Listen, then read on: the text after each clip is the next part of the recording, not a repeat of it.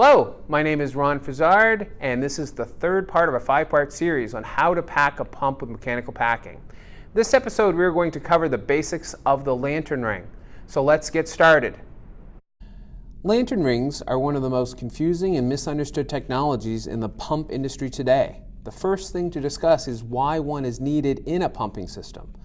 Today, with high-tech fibers and lubricants, there is no reason to use a flush for cooling or lubricating packing.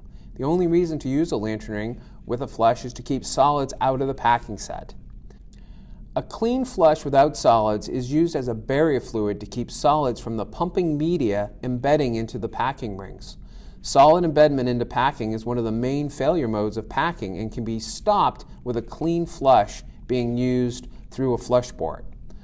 But also realize that if the pump's media is a clean fluid without any solids, no flush is needed.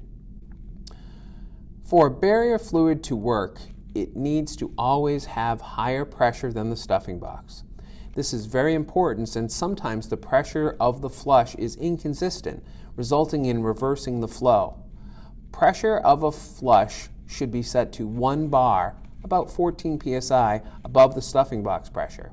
The flush pressure becomes the new pressure in the packing, so if the flush pressure is considerably higher than 1 bar over stuffing box pressure, more force will be used to create a seal in the packing, resulting in shorter packing life. Flow into the stuffing box is important and is created by the differential pressures of the flush pressure and the stuffing box. Flow can be restricted by devices like an orifice type restriction, but remember, most flow meters are only restricting pressure, and you could get your flush pressure very close to stuffing box pressure, and that could result in no flow or a backflow situation.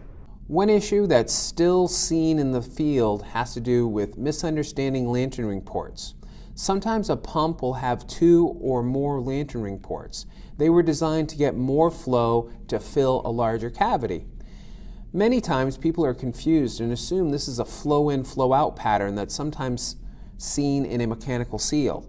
Flush in a packed pump needs to be higher pressure on the lantern port in the stuffing box, and have a lower port open to atmosphere does not allow pressure to build up and results in mixing of fluids and solids building up in the packing, exactly what we're trying to stop. Clean flush is also a point to discuss. Many times a flush will not be totally clean. This can result in, again, what we are trying to stop, getting solids embedded into the packing. If a pump has no access to a clean flush, sometimes it is better to go without any flush than with a dirty one. Another major issue with lantern rings is the configuration inside the stuffing box. Many times there will be a set of packing below the lantern ring. These rings below are often forgotten about when repacking and can cause the lantern ring to slowly move into the stuffing box further past the lantern ring port. When this happens, flush water will spray out of the pump and at the same time is cut off, stopping solids embedment. Another major issue with these rings is that they do not provide any sealing but compress rapidly.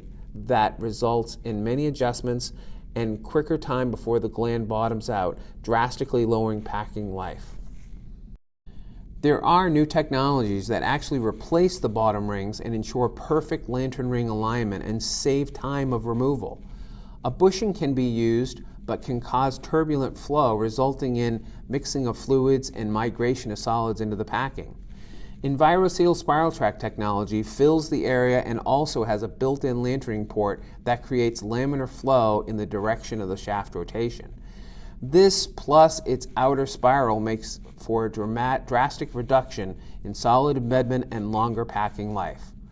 There are 2 types of spiral tracks for packed pumps. One is the type P that does not lower flush water unless a restriction device is installed on the flush, and the second is the first that has a built-in flush restriction. That's it for the third video of this series. As always, if you have any questions, feel free to reach out to me for answers. Thank you very much, and goodbye.